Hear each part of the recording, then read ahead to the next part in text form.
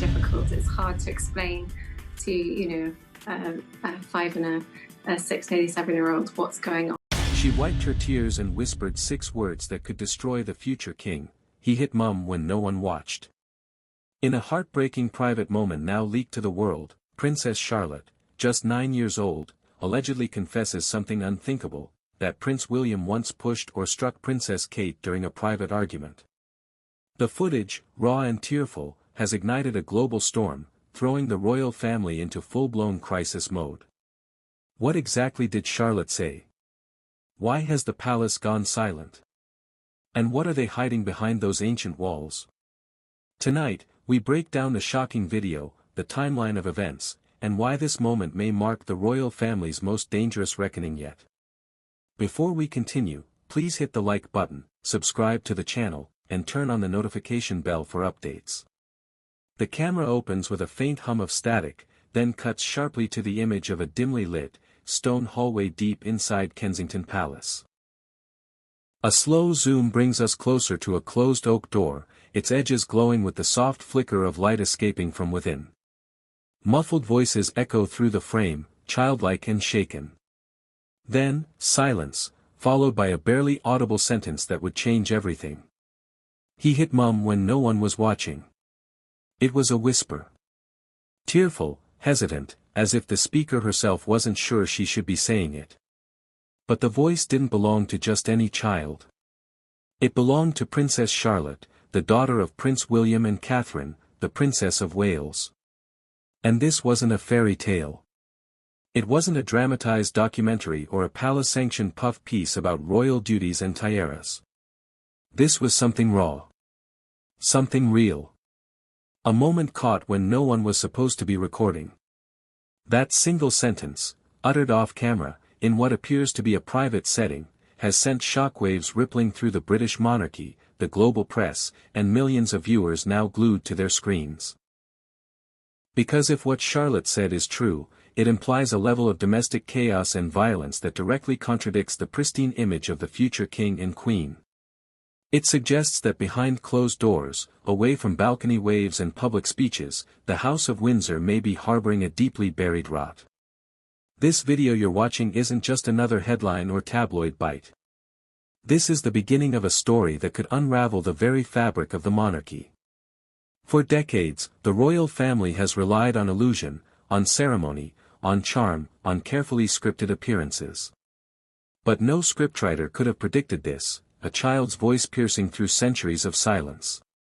To understand the gravity of Charlotte's alleged statement, we need to rewind. We must examine where the royals stood before this leak, how they've handled family crises in the past, and most importantly, how one small girl, barely old enough to escape the watchful eye of protocol, might be holding the key to a truth far more disturbing than any of us imagined. Princess Charlotte, born in May of 2015, has long been known to the public as the composed, cheeky, and photogenic middle child of William and Kate.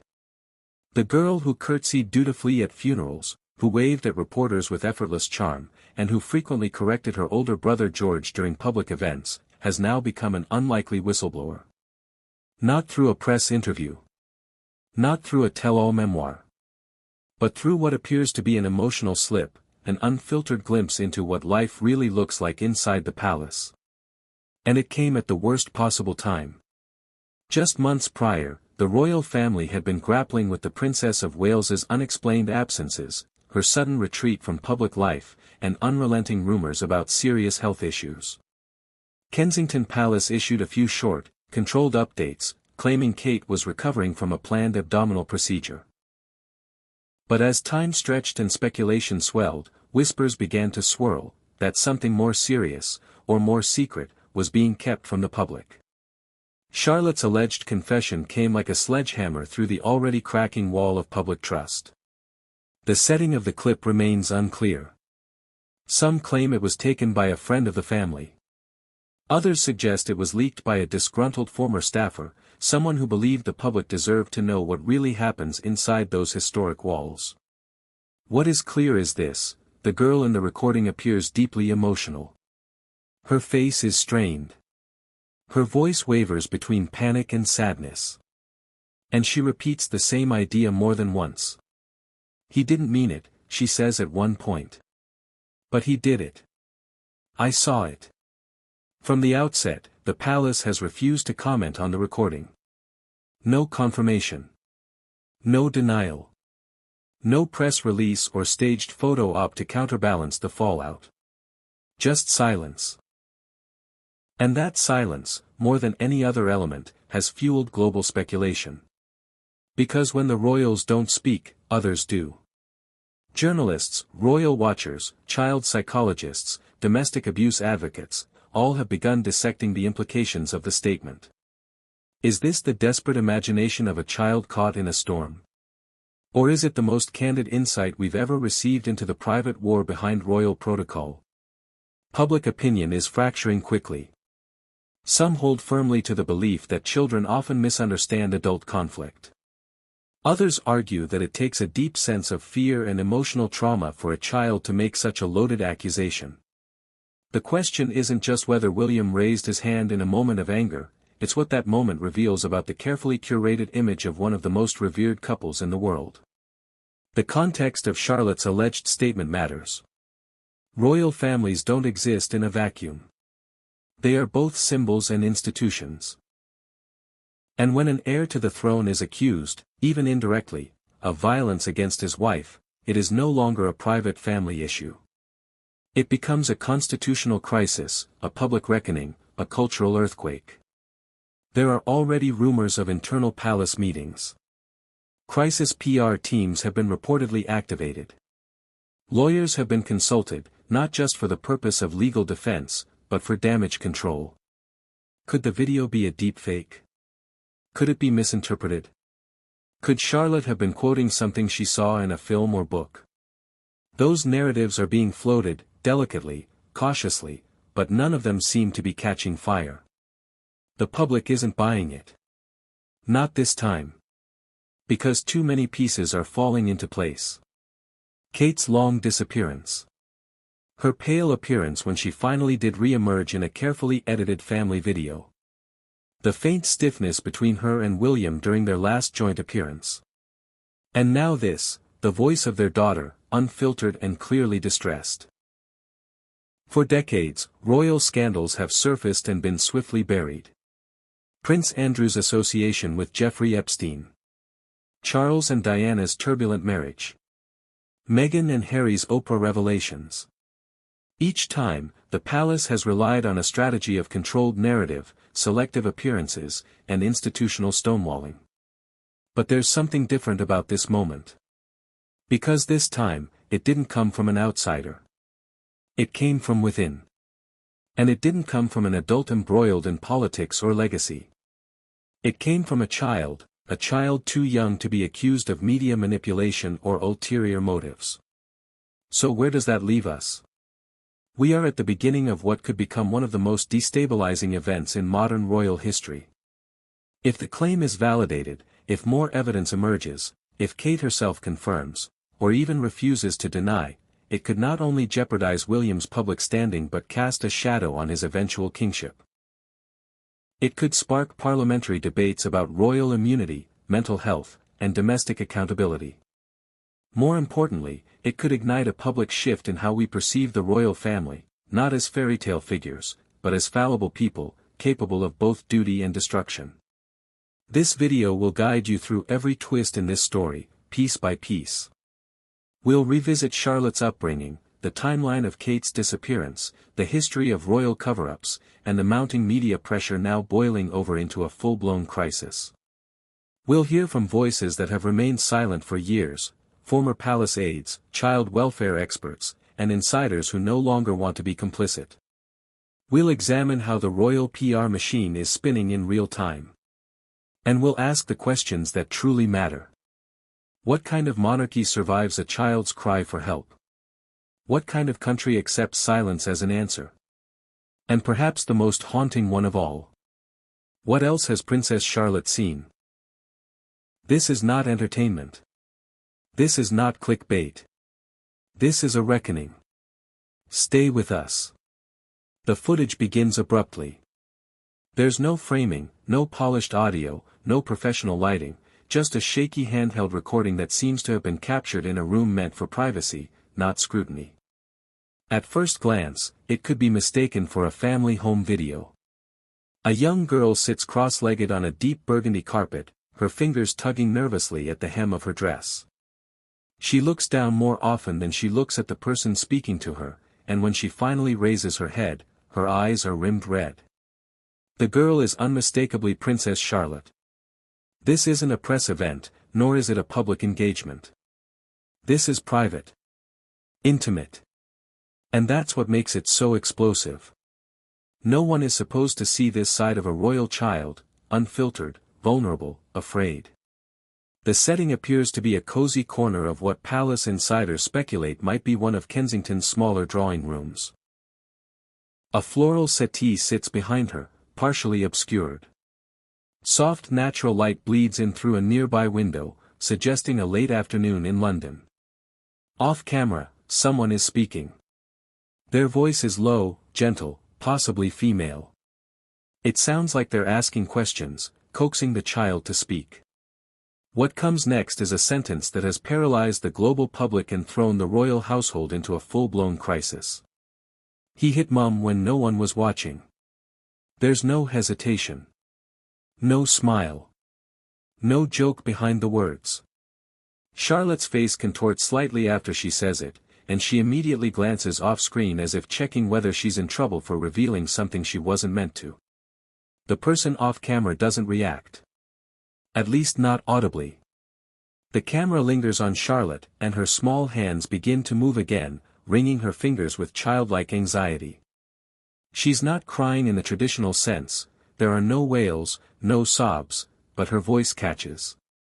Her tone cracks. And in that tiny crack, an entire kingdom shatters. Social media exploded within minutes of the video surfacing. It was first posted by an anonymous account on a lesser-known platform, buried beneath a string of unrelated videos. But within hours, it had been downloaded, screen-recorded, re-uploaded, and circulated across Twitter, Instagram, YouTube, and eventually even TikTok. Some tried to claim it was fake. A few speculated it was AI-generated. But facial recognition experts weighed in quickly, this was not a deepfake. The girl in the video was Charlotte. And her voice matched previous clips of her speaking at public events and family outings. The authenticity of the footage is not in question. What remains uncertain is how it got out, and who recorded it in the first place.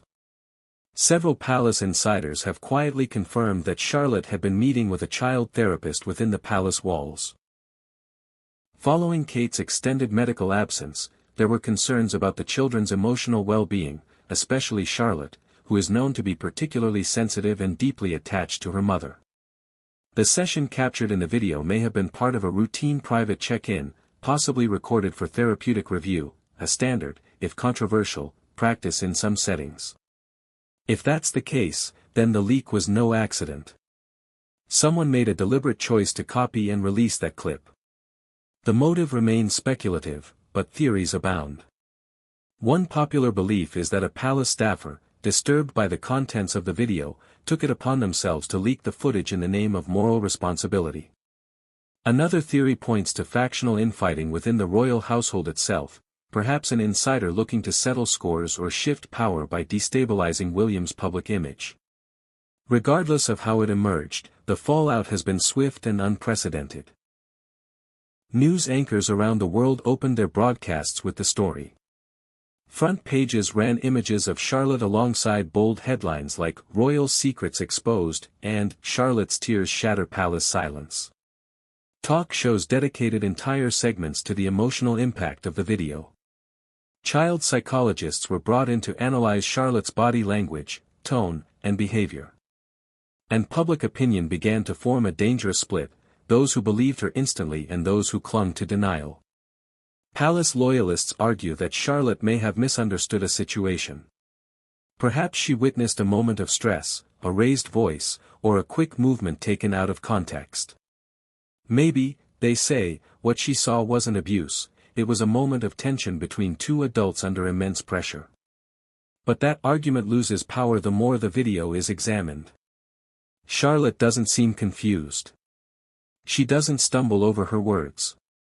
She doesn't laugh or fidget in the way children do when they're making something up. She looks scared. She looks like someone trying to say something difficult in a world that punishes honesty. And that's what has the public on edge. Even more unsettling is the detail she gives after her initial statement. At one point in the video, she adds, "Mummy told me not to tell anyone. But I don't like it when it's loud. I don't like it when she cries." That line hits harder than any royal scandal in recent memory. Not because it implicates William directly, but because it paints a picture of emotional damage already done.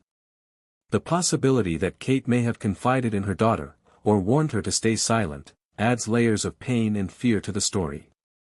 It suggests a cycle of secrecy, perhaps even coercion. And worst of all, it implicates not just one member of the royal family, but the institution as a whole. The camera cuts off shortly after that statement, mid-sentence. No ending. No resolution. Just a frozen frame of a little girl looking down at her hands, her voice trembling with more truth than most adults can handle. In the hours after the leak, the palace went dark. No statements. No rebuttals. Only a sudden uptick in private security around Kensington and reports of a crisis meeting behind closed doors. Several sources inside the media claim they were contacted by royal legal representatives urging them not to air the footage. But by then, the damage was done. The clip had been downloaded, dissected, and translated into dozens of languages. There was no putting the genie back in the bottle. The silence from the palace has only amplified public suspicion. In previous controversies, there would have at least been a photo op, a family outing, a smiling appearance, a public show of unity. But this time, nothing. No sign of William. No sign of Kate. No sign of Charlotte, George, or Louis. Just silence. And that silence is starting to speak volumes. Across the Atlantic, American news outlets have picked up the story with ferocity. Commentators and analysts are now asking whether this signals the beginning of the end for the monarchy as we know it. Not because of one man's alleged actions, but because of a child's cry that no one in power seems willing to answer. Even within the United Kingdom, support is wavering. Online petitions demanding an independent investigation have garnered hundreds of thousands of signatures. Mental health organizations have called on the palace to make a statement, not to deny or defend, but to address the psychological health of Charlotte and her siblings. Some MPs have issued thinly veiled warnings, hinting that royal privilege does not excuse potential abuse. There is no confirmed investigation yet. But pressure is mounting. The public isn't just waiting for answers. It's demanding them. What makes this moment so historically significant isn't simply the nature of the allegation, it's the source. This didn't come from a disgruntled ex-royal. It didn't come from a tabloid journalist fishing for ratings. It came from a child. A child who, up until this moment, was best known for her sweet smiles and public poise. That child has shattered the silence of one of the most secretive families on earth. And whether the world believes her or not, one truth has already been exposed: the walls of the palace may be high, but they are no longer impenetrable. We are in uncharted territory. And this is just the beginning. Long before the leaked footage surfaced, before the world heard her shaken voice, Princess Charlotte was widely regarded as the bright, mischievous heart of the royal children. To the outside world, she was the cheeky middle child who stole the spotlight with well-timed curtsies, knowing glances, and spontaneous waves. She had the smile of a child raised in warmth, and the posture of someone trained under the weight of centuries-old expectations. But beneath the curated snapshots and tightly edited public videos, a very different story was unfolding, one hidden in plain sight. Charlotte Elizabeth Diana was born into a legacy she never asked for. From the moment she arrived in May 2015, the world treated her not as a child, but as a symbol. A future duchess. A future spare. A royal daughter groomed not for power, but for protocol. Her earliest years were carefully managed, hand-picked appearances, scripted photos, staged interactions with her brothers. Every step of her development was monitored through a royal lens, framed by palace spokespeople and filtered through layers of PR precision. There was no room for ordinary childhood. Yet, even as a toddler, Charlotte displayed signs of a quiet intelligence and acute emotional perception. According to one former palace staffer, she was the kind of child who watches everyone in the room before deciding to speak. Another described her as eerily aware of moods, especially when something wasn't quite right between her parents. These remarks, once dismissed as charming anecdotes, have taken on new meaning in the wake of her alleged confession. Inside the walls of Kensington Palace, Charlotte's life followed a tightly scheduled rhythm. Morning lessons with private tutors. Afternoon outings carefully orchestrated to avoid the press. Dinners with her parents often followed by bedtime stories read by either her mother or, occasionally, the nanny. There were weekly etiquette lessons, language immersion sessions, and supervised playdates with carefully selected friends. Every detail of her routine was choreographed to uphold the image of royal normalcy. But normal it was not. Unlike children who grow up with privacy, Charlotte was trained from birth to behave for the cameras. She was taught to smile when being watched, to stand still when addressed, and to defer to authority without question. By the age of 5, she had already been present at official state events, walked behind coffins during national mourning, and waved to adoring crowds without flinching. But those close to the family say that behind closed doors, Charlotte's demeanor shifted. She was less chatty, more pensive. She often shadowed Kate, seeking proximity to her mother as a form of emotional reassurance. According to one former palace aide, who spoke under condition of anonymity, Charlotte began to display signs of emotional compression around the age of 6. This is a clinical term sometimes used by child psychologists to describe children who internalize stress to protect others, usually a parent. She would try to mediate small arguments between her brothers, the aide explained. She'd offer to fetch things or perform little tasks just to diffuse tension in the room. It was like she felt responsible for keeping the peace. That sense of responsibility became even more apparent during Kate's mysterious medical absence. For months, Charlotte appeared in public less frequently. When she did, she appeared unusually composed for a child her age. Observers noted her carefully measured facial expressions and moments of subtle distance from her father, even during lighthearted family moments. Small details, a tighter grip on her mother's hand, a quick glance at her surroundings before smiling suggested a child under emotional strain. Insiders close to the family have since revealed that Charlotte began experiencing anxiety-related sleep disturbances not long after Kate's hospital stay. Night terrors, sudden tears, and repeated requests to sleep in her mother's room were noted by those in the know. It was reportedly around this time that palace officials arranged for her to begin private therapy sessions, both as a precautionary measure and as emotional support during what was believed to be a challenging family period. While this level of care may seem normal for high-profile families, the context surrounding it now feels far more complex. Was the therapy meant simply to help Charlotte process change, or was it in response to something deeper, something more traumatic? The atmosphere inside Kensington Palace had grown tenser over the past 2 years. William, increasingly burdened by royal responsibilities and looming expectations of the crown, had become more isolated, more impatient. Kate, according to some staffers, withdrew emotionally in response. She stopped arguing, one insider said. She just stopped pushing back. Whatever was going on, she wasn't fighting it anymore. She was retreating. Charlotte noticed. Children always notice. She may not have understood everything she was seeing, but she was present in those moments. The hushed conversations, the muffled arguments behind closed doors, the way her mother's eyes clouded over when William entered the room. She felt the tension like static electricity in the air, always present, impossible to escape. One former nanny reportedly confided in a close friend that Charlotte had once asked her, "Why doesn't Daddy hug Mummy like he hugs other people?" It was the kind of question that sounds innocent on the surface but speaks volumes about what was and wasn't happening at home. Another aide said Charlotte had become increasingly protective of her younger brother Louis, insisting he stay close to her when both parents were nearby. The deeper you dig into Charlotte's daily life behind the palace gates, the clearer it becomes. She wasn't just absorbing the atmosphere.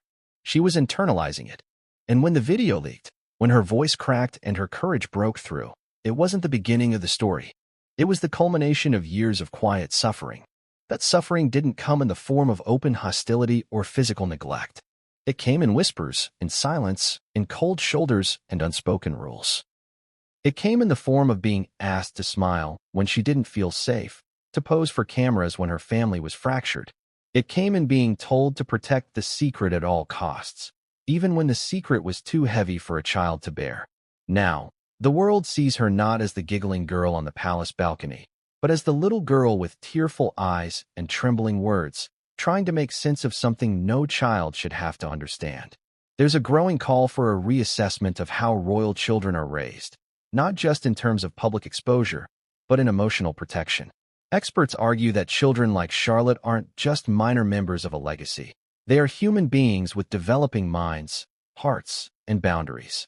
When those boundaries are violated by dysfunction, no matter how private or polished the exterior may appear, the damage ripples out far beyond palace walls. Charlotte's life behind those walls was anything but ordinary. She has been praised, photographed, corrected, observed, and trained since she could walk. And yet, despite all that training, she did something no one expected. She told the truth. Or at least, she told her truth, a version of events raw and unfiltered, spoken in the only way a child knows how. And that truth has cracked open a door that may never fully close again. As public scrutiny intensifies, one question begins to dominate every conversation about Charlotte's future. How do you protect a child who was never given the freedom to be one? The fairy tale marriage between Prince William and Kate Middleton was once seen as the crown jewel of modern monarchy, a refreshing contrast to the disastrous union of William's parents, Charles and Diana. Their relationship, grounded in a college romance at the University of St. Andrews, had always been presented as a love story for the 21st century. Young, photogenic, grounded in friendship, and scandal-free. But for those who've studied the patterns of royal relationships, the cracks beneath the polished veneer have never gone entirely unnoticed. The whispers were always there, growing louder with each unexplained public absence, each stiff body language exchange, each clipped answer during an interview. For years, speculation about tension in William and Kate's marriage was brushed aside as tabloid noise.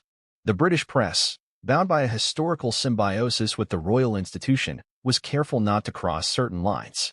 But now, with Charlotte's emotional confession bringing private domestic matters into the global spotlight, those old rumors no longer sit dormant.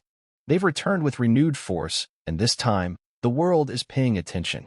One of the earliest signs that things were not as perfect as they appeared came in 2019, when rumors began to circulate about Prince William's alleged inappropriate closeness with Rose Hanbury, the Marchioness of Cholmondeley.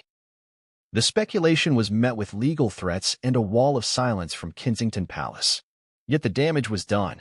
Online forums and alternative media began asking difficult questions. Was this the beginning of a royal affair? Had Kate confronted William privately? Why were longtime friends suddenly being distanced from royal circles?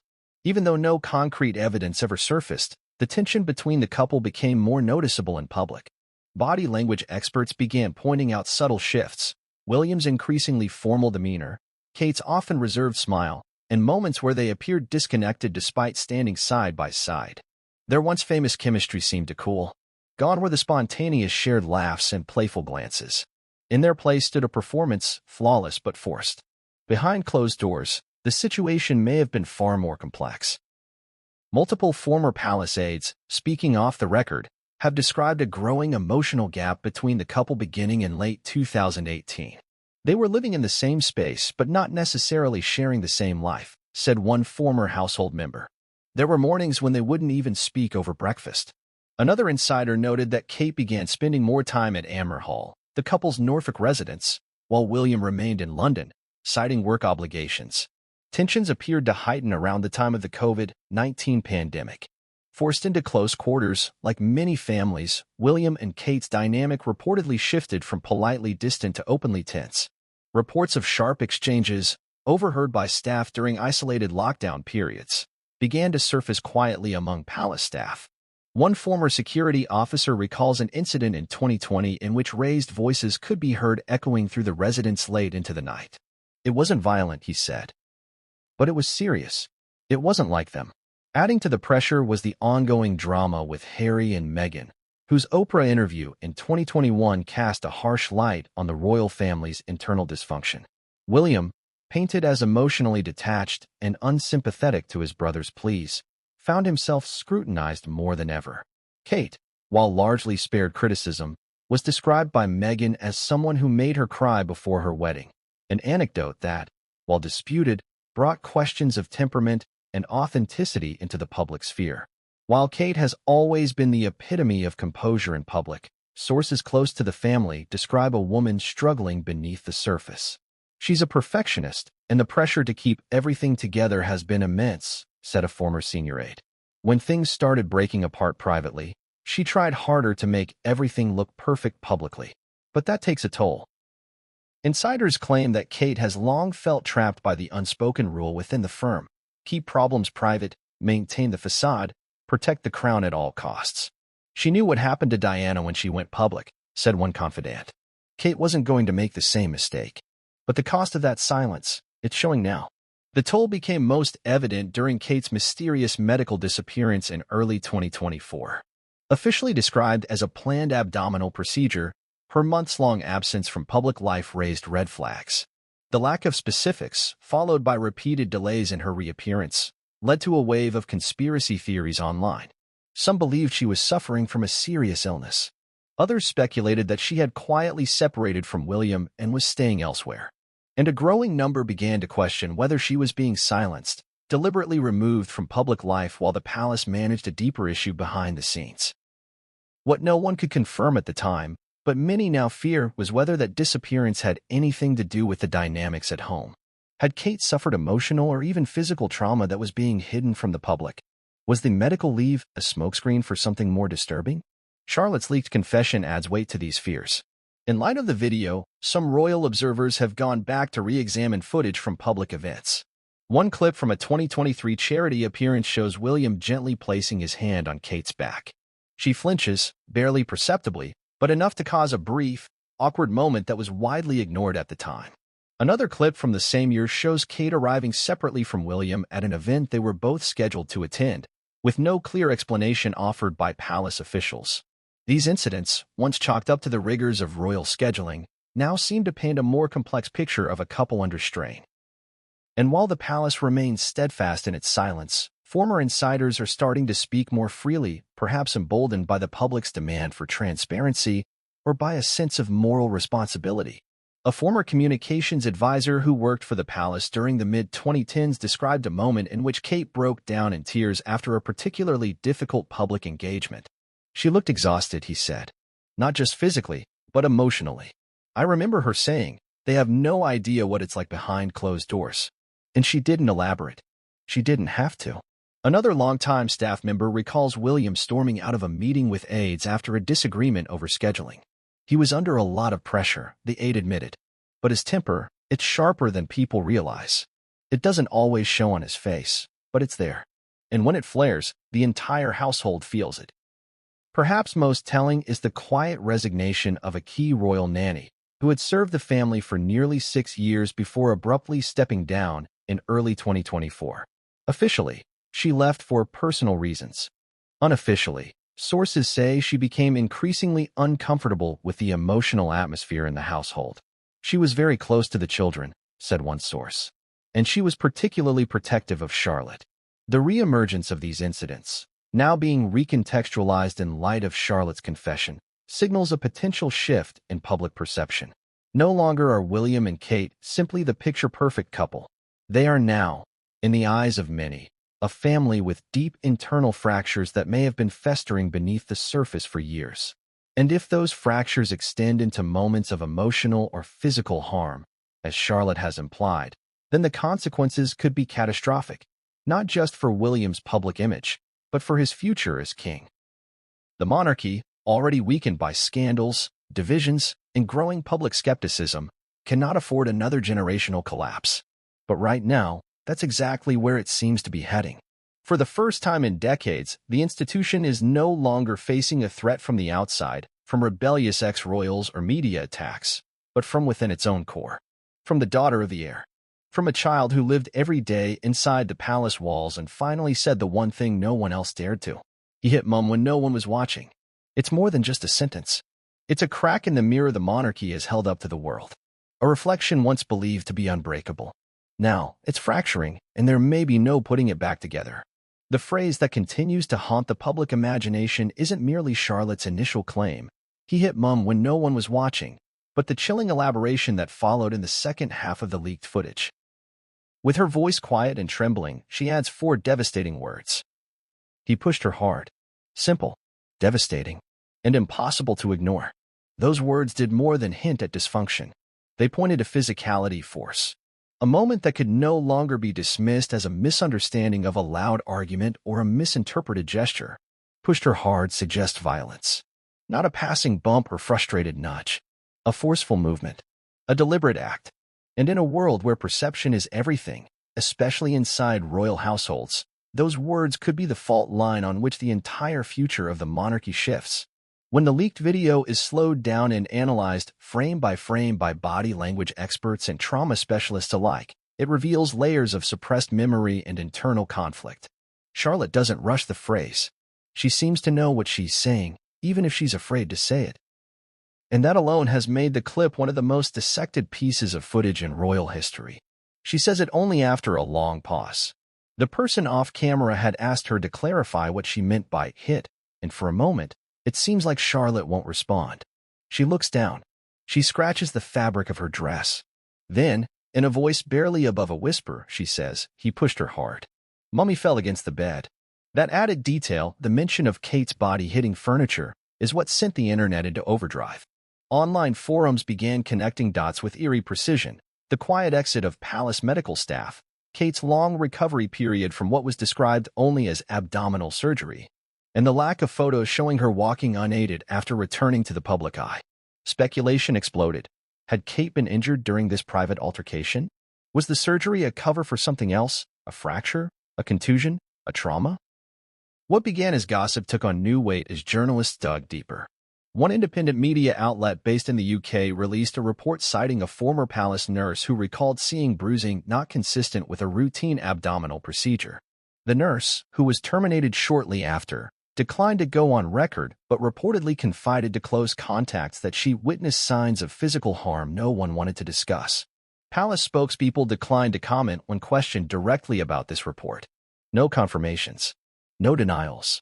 Just a quiet and calculated effort to let the story burn out. But it hasn't. The public's appetite for the truth has only grown stronger, fueled in large part by Charlotte's unshakable phrasing. Let's take a moment to break it down, piece by piece. He pushed her hard. A statement of fact, not emotion. Charlotte doesn't speculate. She doesn't say, "I think," or "maybe." She says it directly and simply. Experts in child psychology argue that this kind of linguistic clarity from a child typically indicates a lived, witnessed event, not hearsay or imagination. Children who are lying often embellish or stumble. Charlotte doesn't. Mummy fell against the bed. This part gives it spatial context. It wasn't just a push into the air, it had consequences. She hit something. There was impact. And Charlotte remembered that detail. Trauma specialists note that in cases of domestic violence, children often retain vivid memories of specific physical elements. A fall, a sound, a visual. Because the event is jarring, it breaks the expected flow of their safe environment. It imprints. Public reaction to this detail was immediate and visceral. Across social media, hashtags like #ProtectCharlotte and #JusticeForKate began trending. Domestic violence advocates began citing the case in their campaigns, using it as an example of how silence and power can often shield harmful behavior. International outlets began assigning full teams to cover the story, and newspapers previously reluctant to cover royal controversy were now devoting entire spreads to the unfolding crisis. But perhaps the most telling shift came not from the public, but from within the tight-knit circle surrounding the royal household. A former member of Kate's inner staff, who left the palace over a year ago, anonymously confirmed to a reputable outlet that there were unspoken incidents between William and Kate. According to them, everyone saw the tension. But the moment you said anything, you were frozen out. It was as if protecting the family brand mattered more than protecting the family. The push, according to Charlotte, happened during one of their bad nights. That phrase, "bad nights," was mentioned later in the clip, almost in passing, as if it were a known term within her little world. She said, "It was." If there were other bad nights, how often were they occurring? And what did Charlotte witness during those moments? Was this a rare escalation or part of a larger, repeated pattern that only now, because of a leak, is being acknowledged? Trauma psychologists who viewed the footage in private screenings observed that Charlotte seemed rehearsed in her restraint. Not in a manipulative way, but in a deeply conditioned one. As if she knew what could happen if she said too much. As if she'd been warned. Some experts speculate that Kate may have instructed her daughter to never speak about family issues in public. This isn't uncommon in households under high levels of scrutiny. But the way Charlotte hesitated, the way she glanced off-screen and spoke softly, implies that she broke a rule, an unspoken contract of silence. One child therapist noted, when a child says something they know they're not supposed to, you can see it in their posture. They tense. Their voice drops. Their eyes look for exits. Charlotte's body did all of that. That's not fabrication. That's fear. Still, defenders of William have tried to minimize the impact of her words. Some argue that children sometimes exaggerate or confuse emotional intensity with physical events. Others suggest that if a push did occur, it could have been in the heat of an argument, not deliberate violence, but rather a regrettable outburst. These voices often cite William's long-standing record of public service, his advocacy for mental health awareness, and his image as a calm and measured royal. But even the most charitable interpretations now struggle against the clarity of Charlotte's statement. Because she didn't say he yelled. She didn't say he scared her. She said he pushed her mother hard. And that kind of language cuts through ambiguity. The implications extend far beyond personal misconduct. If substantiated, even privately, such behavior could undermine William's future reign. A monarch is not just a figurehead. They are expected to uphold moral and ethical standards reflective of the nation's values. Any suggestion of domestic abuse could damage public trust irreparably. It's worth noting that even within the royal family's guarded history, there have been moments of private scandal becoming public disaster. The separation of Charles and Diana revealed a deeply unhappy union cloaked in silence for years. Diana's famous 1995 BBC interview broke royal protocol and exposed emotional neglect and betrayal. But even then, the claims were made by an adult. This time, it's different. It's a child. And that changes everything. There's an added layer of horror in knowing that it may have taken a hidden camera, a whisper, and a leak to bring this to light. Because if the footage hadn't escaped the palace walls, would anyone have believed Charlotte if she had spoken out in a controlled setting? Would the public have heard her? Would the media have risked angering the crown? There's no confirmed investigation. No charges. No official inquiry. But Charlotte's words hang in the air like a silent siren, louder than any press release. They demand attention. They demand accountability. And they refuse to be ignored.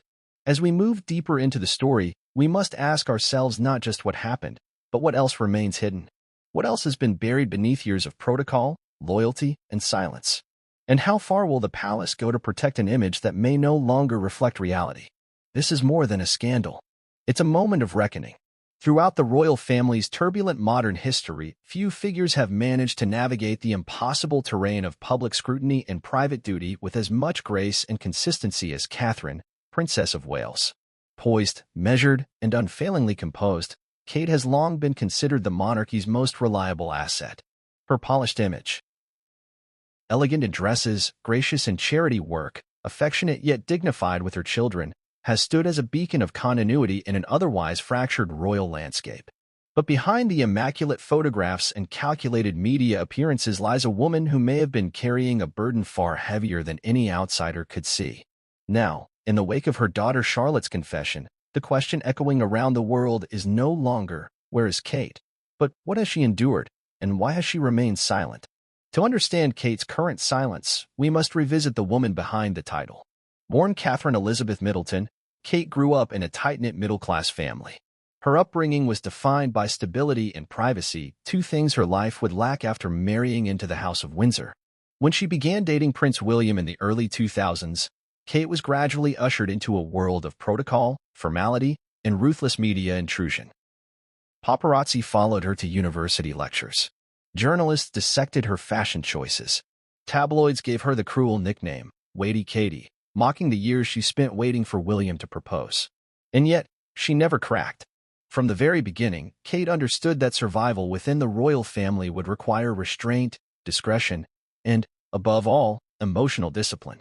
She perfected the art of the warm but unrevealing smile. She learned when to step forward and when to retreat into the background. She accepted that her life would not be her own. And in exchange, she earned the public's affection and the royal establishment's cautious respect. But beneath that control was a woman human like any other, a wife, a mother, and someone not immune to pain. Over the years, Kate has made subtle attempts to let the public in, albeit in highly controlled settings. She has spoken about the challenges of motherhood, the sleepless nights, the isolation of new parenting. In a 2020 podcast interview, she admitted that she sometimes felt mom guilt and often questioned whether she was doing the right thing. At the time, it was hailed as a rare moment of vulnerability. But looking back now, those words take on a different tone. They sound less like relatable anecdotes and more like quiet cries for help disguised as royal PR. What we now must consider is the possibility that Kate's perfect image was not simply a protective shell, it was a survival mechanism. According to several palace insiders, the atmosphere inside Kensington Palace shifted dramatically in the years following the birth of Prince Louis. While the public saw adorable family portraits and well-coordinated public events, those closest to the couple noted an increase in tension. Kate, once described as relaxed and warm in private settings, became quieter, more distant. She would retreat quickly after engagements, rarely lingering to speak with staff. Some speculated that she was simply overwhelmed by the pressures of raising 3 children and preparing for her future role as queen consort. Others believed something more serious was unfolding behind closed doors. Now, with the emergence of Charlotte's emotional testimony, those speculations have turned into urgent questions. If Charlotte's claims are accurate, if Kate was pushed during a private confrontation with William, then we must ask what led to that moment. Was it a singular outburst or the culmination of a slow-burning erosion of their relationship? And more importantly, why didn't Kate speak up? The answer may lie in the very institution she pledged herself to. The royal family, often referred to internally as the firm, is not a family in the traditional sense. It is a machine, a global brand, a centuries-old institution designed to endure at any cost. Members of the royal family are expected to serve this machine with unwavering loyalty, even when it means sacrificing their own well-being. Diana, Kate's late mother-in-law, famously described it as a bit crowded inside her marriage, alluding not only to Camilla's presence but to the suffocating demands of palace life. Kate, it seems, learned from Diana's fate. She would not rebel. She would not go public. She would endure. And endure she did. But enduring comes with a cost. According to one longtime family aide who has since retired, Kate became a master at absorbing pain without showing it. She would dismiss incidents, gloss over tension, and insist that everything was fine. Even when it clearly wasn't, the aide recalled. She'd say, "We just need to push through it." She was always pushing through. Her ability to maintain composure in the face of personal struggle was never more evident than during her unexplained disappearance in early 2024. After a vague announcement that she was undergoing a planned abdominal procedure, Kate vanished from public life for nearly 3 months. During that time, speculation ran rampant. Was it cancer? A hysterectomy? Postnatal complications from earlier pregnancies? Or something else entirely? When she finally re-emerged in a carefully edited family video, her appearance sparked even more concern. She was thinner. Her eyes, usually bright and alert, seemed dulled. Her smile was present but strained, and her movements, slower, more deliberate, suggested someone still in recovery. But recovery from what? Now, the dots begin to connect. Some sources inside the royal household have quietly confirmed that Kate's absence was not solely medical. At least part of her time away was spent at a private facility outside London, one known for treating individuals dealing with emotional trauma and stress-related conditions. While officially listed as a recovery retreat, the timing aligns too closely with Charlotte's references to bad nights and emotional distress to be dismissed as coincidence. Still, Kate has not spoken. Not even a whisper of confirmation or denial has escaped her lips. And perhaps that silence is what hurts the most. Because for the millions who once looked to her as a role model, for resilience, for kindness, for maternal strength, Kate's continued silence in the face of her daughter's cry has left them conflicted. On one hand, they understand her fear. Speaking out against a future king could destroy not just her own standing, but the institution she's vowed to serve. On the other hand, silence now feels like complicity. Is she protecting her children or protecting the crown? It's a question that haunts every parent who watches this unfold. According to one family counselor specializing in high-profile families, victims of private abuse within powerful institutions often feel trapped by the weight of legacy. They believe that speaking up will destroy everything they've worked for. But the real damage is already being done, often to the children. Charlotte's video, intentionally or not, placed her mother in a moral spotlight. And while sympathy for Kate remains widespread, pressure is building. Women's advocacy groups, mental health organizations, and parenting alliances have begun urging the Princess of Wales to speak, if not for herself, then for her daughter. The consensus is clear: silence protects power, not healing. And yet, we cannot forget who Kate is. She is not just a woman. She is a wife to the heir. She is the mother of a future king. She is the daughter-in-law of a monarch in the face of a monarchy desperately trying to survive the digital age. Every word she says, every gesture she makes, has consequences that ripple far beyond her own family. And so, she smiles. In public, she continues to wear the mask. She walks next to William during appearances, waves at crowds, and poses for photos. But now, every blink, every breath, every moment of silence feels different. It feels like a message. Because behind that smile is a woman who may be screaming inside. And the world is beginning to hear it. It's one thing to speak your truth. It's another thing entirely to prove it, especially when that truth collides with the private dealings of a monarchy, the social elite, and a network of people conditioned to bury controversy under layers of plausible deniability. Meghan Markle's claim that she was groomed into an entanglement with Prince Andrew without realizing his alleged ties to Jeffrey Epstein is not just a personal confession. It's a challenge to those with power. And now, the search for evidence begins. To assess Meghan's account, we must shift from her narrative to the tangible: emails, travel logs, guest lists, archived photos, and private correspondences. Her emotional truth may be compelling, but the world, and the palace, only responds to documentation. This is where the investigation turns technical. The first place to begin: the timeline. Based on Meghan's statements, her alleged interactions with Prince Andrew began between late 2013 and mid-2015. At the time, she was still filming Suits and building her lifestyle blog The Tig. Publicly, she was appearing at fashion events and humanitarian functions, often posting snapshots of her life that appeared ordinary for an ambitious actress on the rise.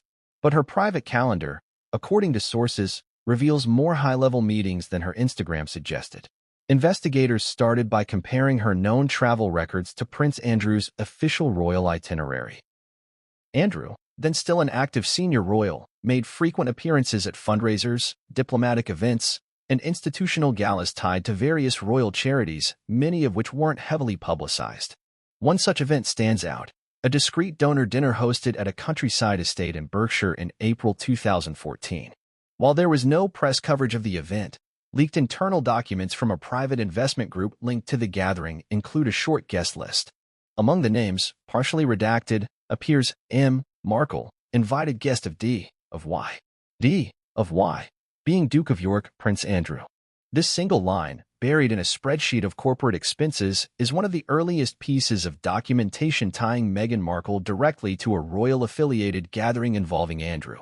It doesn't prove a relationship, but it establishes presence, and presence is the foundation of every credible timeline. From there, digital analysts examined social media patterns. During the weeks following the Berkshire dinner, Meghan's posts shifted noticeably. Gone were the more casual lifestyle shots of yoga studios and LA brunches.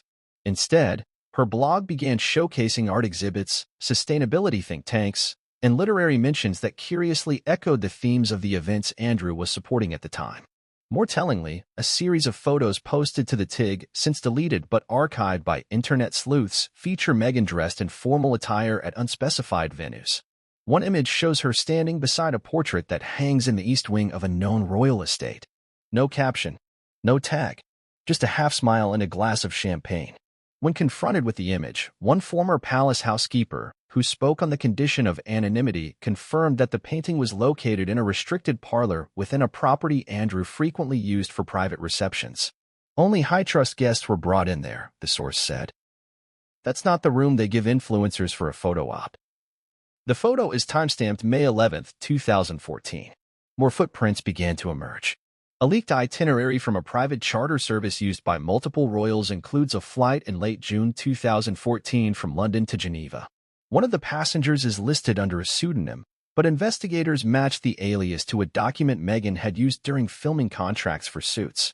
On that same flight manifest, a reference to an unnamed royal consultant later confirmed to be traveling with Prince Andrew's staff. While these coincidences are not ironclad proof of a relationship, they form a pattern consistent with Meghan's testimony, presence, proximity, and repetition. In digital forensic terms, the data paints a network of interactions, dinners, retreats, strategic events, none of which were publicized, but all of which had enough documentation to suggest intentional inclusion.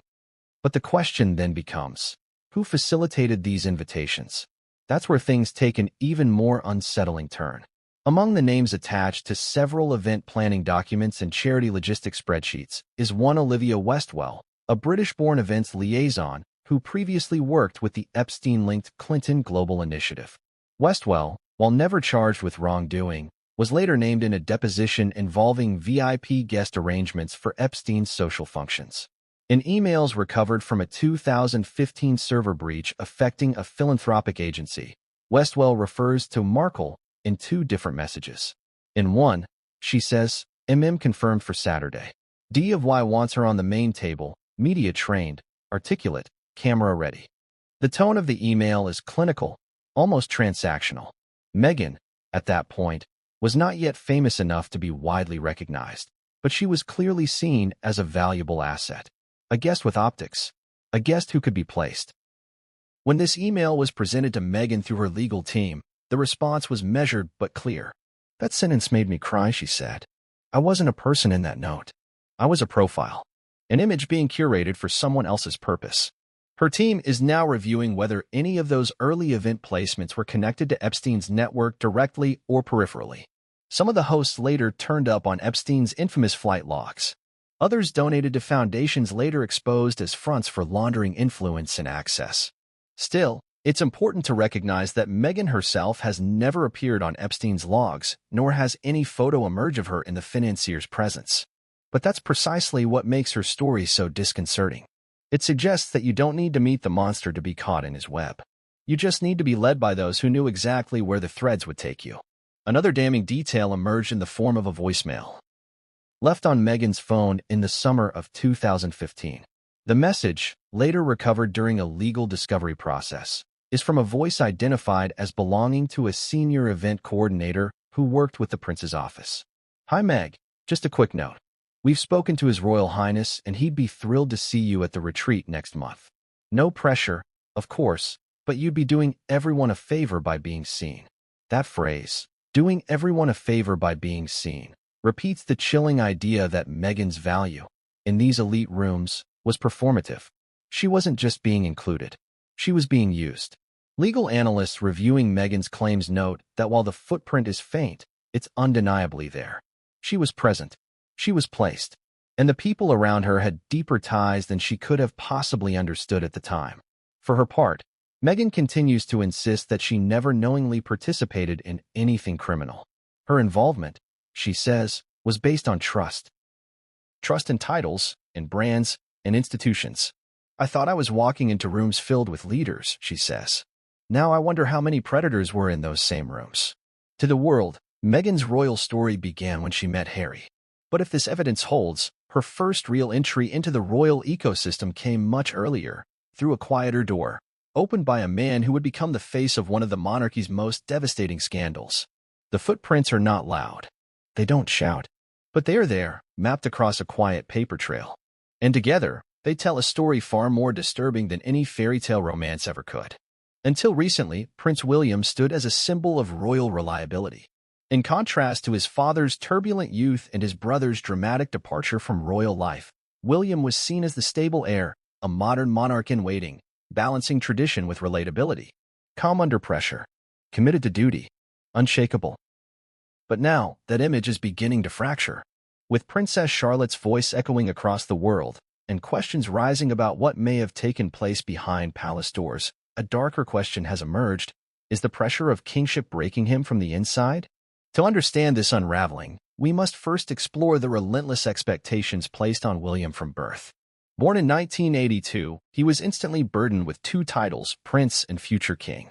While he grew up surrounded by palatial wealth and ceremonial privilege, he was also subject to scrutiny, trauma, and institutional molding from his earliest years.